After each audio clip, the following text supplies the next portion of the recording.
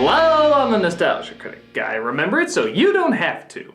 Remember the movie Toy Story about a little spaceman doll who thought he was a real spaceman? Well, what if that toy was violent, psychotic, devoid of fun, and would stop at nothing until everything he deemed a threat was massacred and or totally destroyed?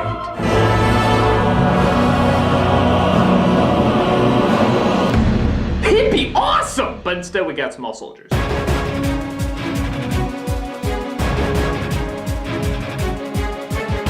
Joe Dante, director of such hits as Gremlins and actually nothing else financially successful. Well, that's depressing. Returns to little creatures causing a riot throughout the town, except this time it's with toys. This was also one of the earliest films from then newcomer studio DreamWorks. And seeing how they have the habit of uglifying recent Disney hits, it only made sense to give Toy Story a shot.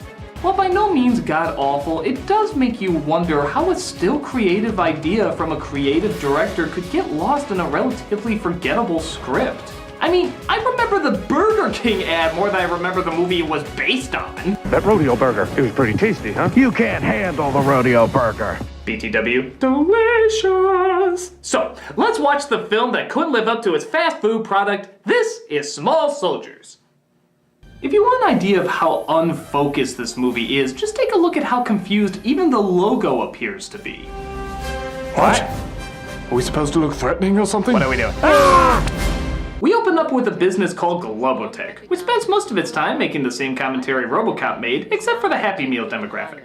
Introducing advanced battlefield technology into consumer products for the whole family. So a military weapon maker, acted by Dennis Leary, is playing entrepreneur owning a variety of companies, which of course naturally includes a toy-making industry. Oh, don't look so shocked. I remember when Donald Trump tried to take over Mattel. Pull the string, she talks. You're fabulous. But toy creators, played by David Cross and Jay Moore, aren't meeting the new president's big plans. Can they really do that? Do what? The thing where he punches his way out of the box. No. You know what I'm sick of? I'm sick of commercials that show us 4x4 trucks popping up to the top of Mount Rushmore and parking on top of Abraham Lincoln's head, okay? I'm sick of shampoo commercials. Okay, is there just a way we can combine all the Dennis Leary rants into one so we can save on time? I'm sick of commercials that show us 4x4 trucks popping up to the top of Mount Rushmore. Chicks like you just sail through life reading about people like me in the newspaper. Guys like you gotta keep checking your pants. I want to smoke a Cuban cigar the size of Cincinnati in a non-smoking section. I want to run through the streets naked with green jello all over my body. Hey, all pulp. Okay, orange juice pulp, that stupid British band name Pulp, Pulp Fiction, Quentin Tarantino. What's with that goddamn head, by the way? Great! We can just put him under actors who have been replaced by gimmicks so we don't have to pay them anymore pile. Look, he's trying to Seth MacFarlane. You think that's bad?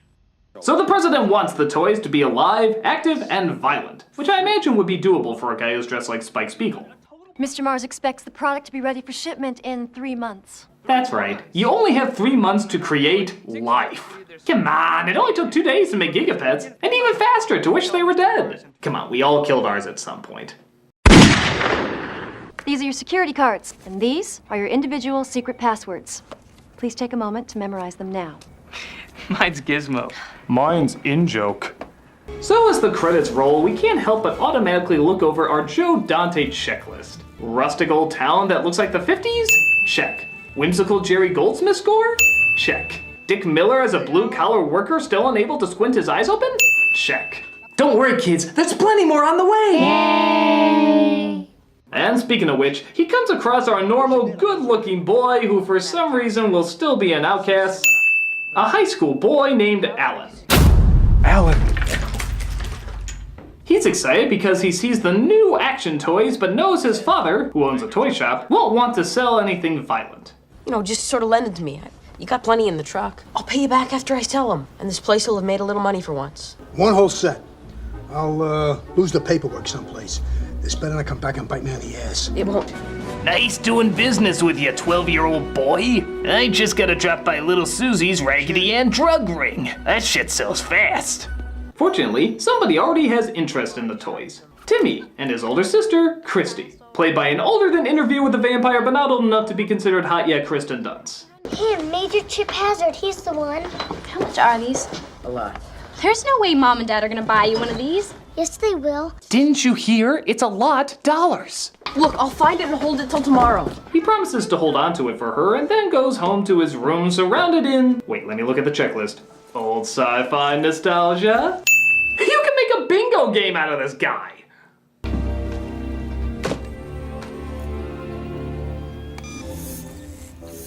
Oh my god, he left the vibrator on. Look, I know it's PG-13, but younger kids might be watching. Oh, it's just a toy.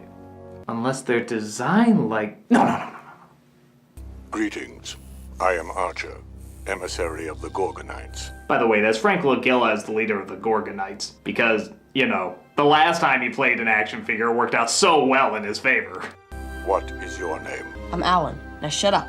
Greetings, Alan. Now shut up. What did you say?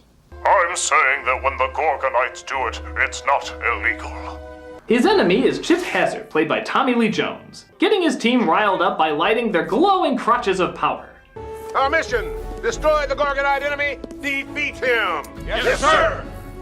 There will be no mercy. The real funny thing is that in the, well, I guess I have to say a Toy Story, the Gorgonites are designed to be the bad guys, and the Commandos designed to be the heroes. But listen to how these things talk. If Gorgon is not in that window, is it in this one? Don't worry, Archer. We was hiding. Even if you can't see something, it doesn't mean it isn't there. Sounds like a fucking killer to me. And I get the idea, don't judge a book by its cover, appearances are deceiving. Heck, even the toy maker said he wanted the Gorgonites to be the good guys. But the point stands, they changed it so that the aliens would be the villains. So, from a marketing standpoint, would you ever guess that this soft-spoken, kind-eyed, fluffy-eared puppy dog was ever supposed to be the bad guy? Sometimes appearances gotta make a little bit more sense. Greetings, friends. I am Lady Loveembrace, your terrifying villain for the evening. And I, Devil Boner, your obvious hero here to save the day. Oh dear, my twittering birds of evil are no match for your machine gun of peace. Yeah, whatever, blow up or something. Put me on a stereo box. But the next morning, the toys have escaped and completely trashed the place. I am in so much trouble. I knew I shouldn't have fed them after midnight. But thankfully, Christy comes by to pick up the toys and sees Alan's predicament. Are you pulling some kind of insurance scam? I heard your parents had to move here because you got kicked out of 10 different schools. I did not. It was 2. Only 2.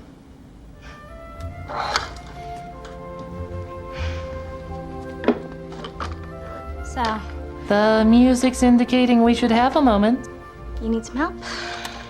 They clean up the place, but half the annoying parents from Transformers comes in to be, well, half the annoying parents from Transformers. And how do you explain this? I was dusting it and it fell over. Oh, you were dusting with what, a croquet mallet? Do I have to have your mom make a masturbation joke? Don't force me to have your mom make a masturbation joke! To make things worse, Alan also finds out that Christy has a boyfriend. Christy, what happened? I thought you were coming by practice today. Sorry, Brad. Something else came up. Hi, I'm good-looking you. I only have 3 lines in the whole movie, but you can just assume I'm a douche. Come on, you can cheer me on. Don't worry, Alan. If there's anything these movies teach us, it's that pity dating always wins. Prepare to fire the bazooka. Fire! Well, we might as well start this up. The scene's clearly ripping off Toy Story. We already got the toys who thought they were real. Now how about the dog chasing the toy, trying to hold on to something moving on the road? And to top it all off... It's a small world after all. Now, I don't think they technically said that in Toy Story, but it's Disney. I'm sure they snuck it in somewhere. Meanwhile, Globotech is busy pushing their new line. Take over 100 merchandise licensees for the next 2 months. For the next 2 months. You won't be able to turn. Thank God the Rodeo Burger ad didn't have that in it. Burger King, we're fucking scary. These microprocessing chips, what do they do and where'd you get them from? They were designed for the Department of Defense. They figure out the chips that they put in those toys were actually munitions chips, which belong to a division, of course, headed by Joe Dante Chekhov number 6, Robert Picardo. Worked out better than you dreamed, didn't they? Actually, there was a little bit of a problem. Then it's with your software. I don't think there's a problem with the software, Ralph. Oh, you don't? He's always so good at saving a mundane product. You can just start every performance with, "Please state the cinematic emergency." Imagine a microchip.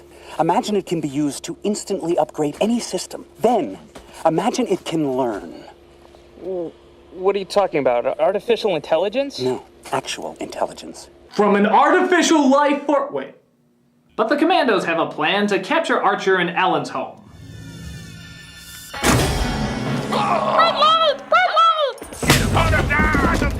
And this, of course, brings us to Joe Dante checkoff number 7. Everything in the kitchen being a big, scary weapon. Surrender, Gorgonite ally. You just met your match. Oh, yeah? Holy crap, kid! I mean, I understand defending yourself, but he had a tiny kitchen drill and a match! Did he really deserve such a harsh punishment? Back off, creep, or I'll get you with my mini handcuffs. My mini handcuffs. My mini handcuffs. My mini... I'm child-friendly!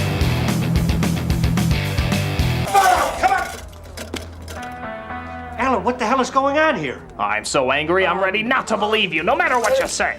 It's these toys. It's like they're alive. Look. Come on, Archer, back me up here. Say something.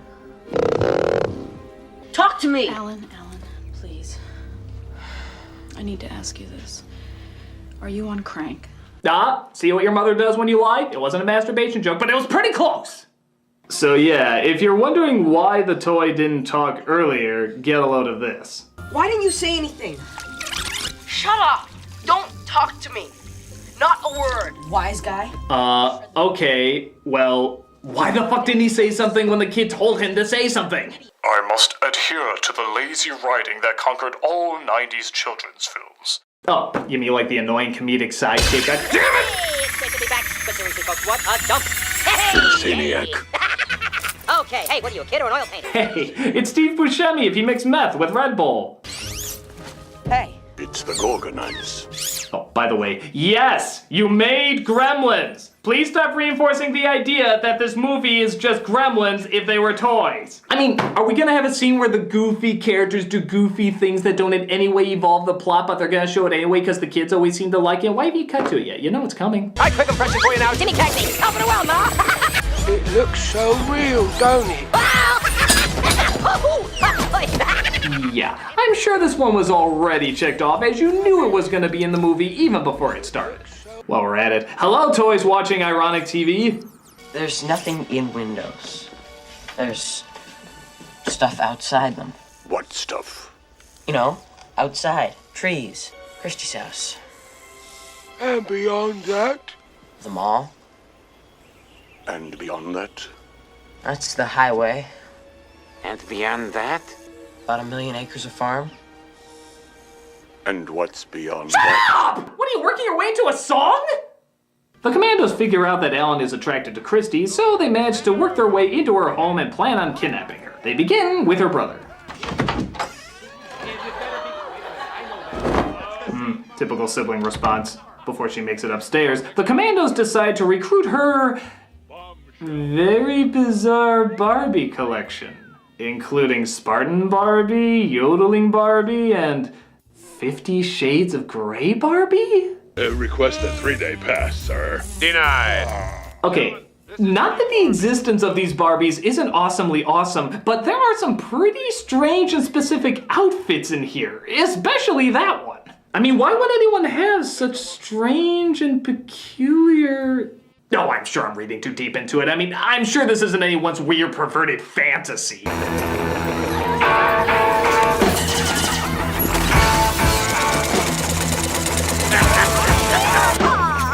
Don't hate me because I'm beautiful.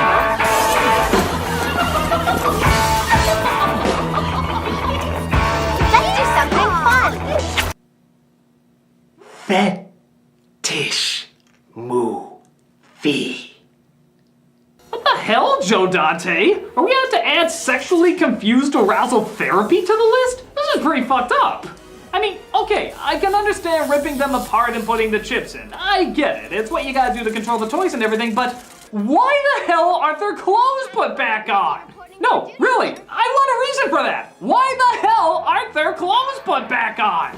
There's no reason for these things to be walking around practically naked with nothing on. In fact, it actually would have looked funnier if there were all these strange-looking deformed Barbies in these weird outfits as well. But instead, it just comes across as uncomfortably creepy. I'm sorry, I need a minute. I gotta research what the hell is wrong with this guy. We'll be back in a moment.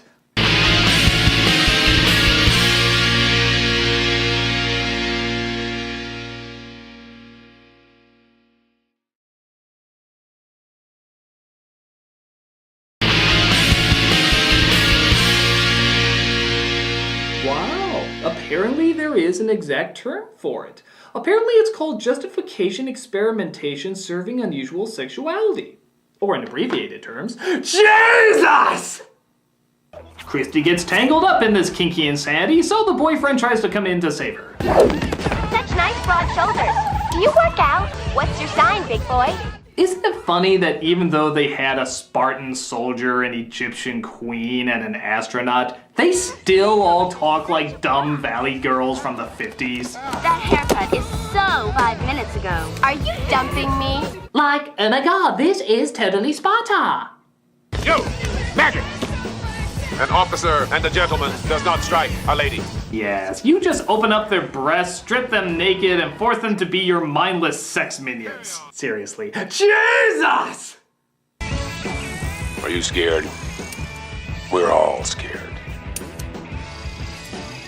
You'd have to be crazy not to be scared. Okay, what the hell kind of movie did this become? I mean, I thought this was like, oh no, stop the toys, oh they're so cute, ha ha ha. No, this is serious fuck-ass shit-ass fuck! Was nobody getting creeped out while they were filming this? Did nobody ever question how fucking bizarre this scene was?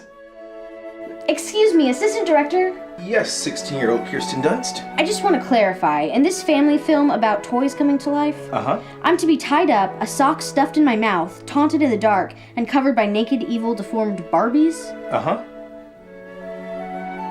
Is that common in kids' films nowadays? Look, just do as the director says before his other eye starts twitching.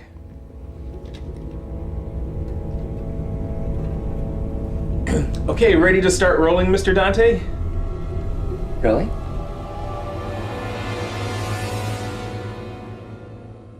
They send a ransom video to Alan and threaten to kill her off if they don't hand over the Gorgonites. But Alan has a plan to, in keeping with the theme of the movie, rip off Toy Story to get inside. To plagiarize and beyond! You alright? It's okay! I'm just prepping for the Sam Raimi movies! I get the feeling I'm gonna be in this predicament a lot! Will you take me to the prom? You've been a bad boy. And now, you must be punished. That you know. I broke a nail. I've always hated these things. Oh. Why the hell do you collect them? You rescued me. Anytime. Didn't you have a boyfriend? Yeah, but he ran away after being set on fire. What a wimp! I'll get the bike. Okay, you're kidnapped, then you're saving. You're afraid, then you're laughing. You have a girly room with a peace poster, but a solid black Led Zeppelin poster right next to it. Can you just pick an identity? Like Alan, who got kicked out of 2 schools and yet does absolutely nothing that would cause trouble. Be like him! So they have a great big chase, they finally outsmart them, and the commandos blow up in a fiery explosion, finally bringing this plastic mess to a close. They're toast.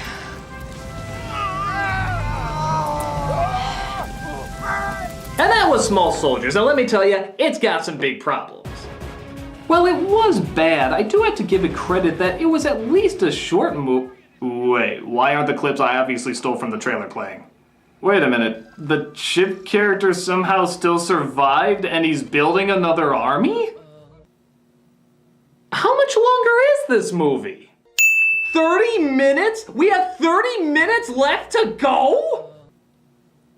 What else do you have to do? Show Frodo going to the Grey Havens? No, apparently the kids have to explain to their parents how, of course, the toys were alive. One of those parents played by Phil Hartman.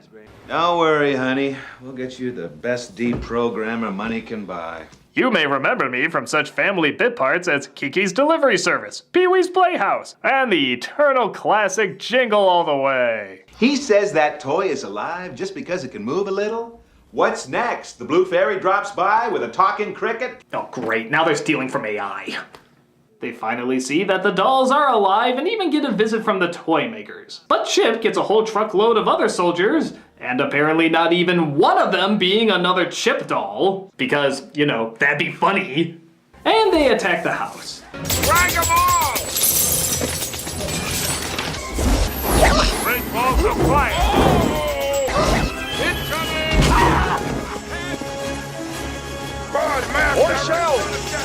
You know what's funny? For all the action, drama, and suspense that's supposed to be going on here, all I can think about is how much I really want a rodeo burger. I mean, it was amazing. It was onion rings, it was barbecue sauce, it was cheese. I heard they put it back on the menu. Seriously, check it out. It was flame broiled and delicious.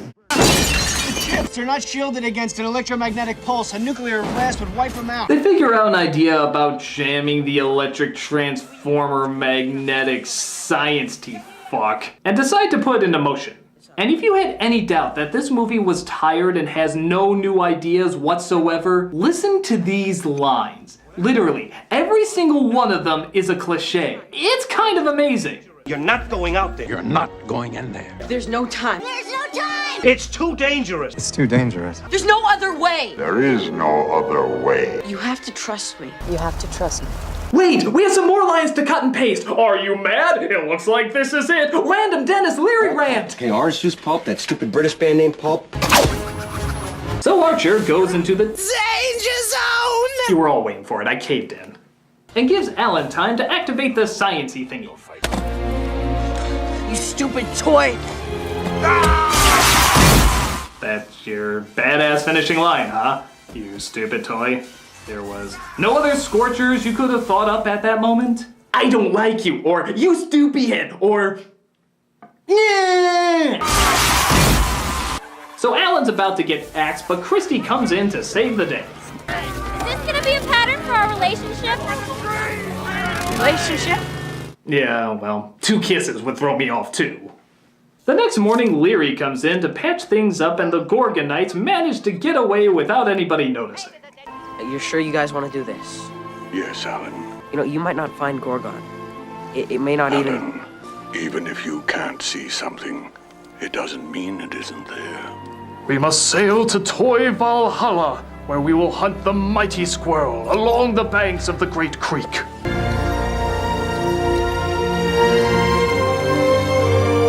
And what's the finishing line this movie goes out on? I don't know, we stole it from every other popular movie in existence. Let's just steal from Titanic. I hope we don't hit an iceberg. High note. You went out on a high note. Or was it incredibly dated and lame note? Either way, it's not very good.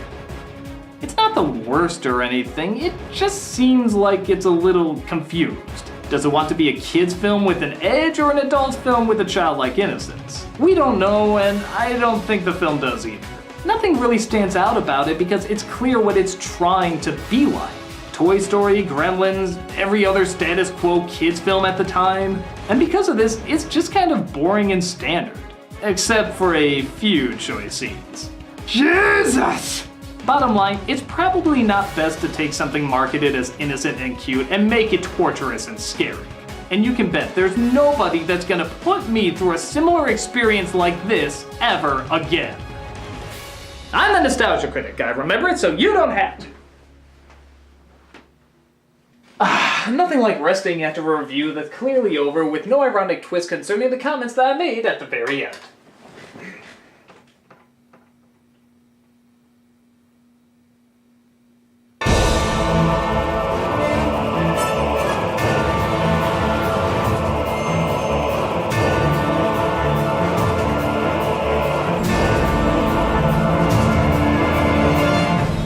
nothing like it at all.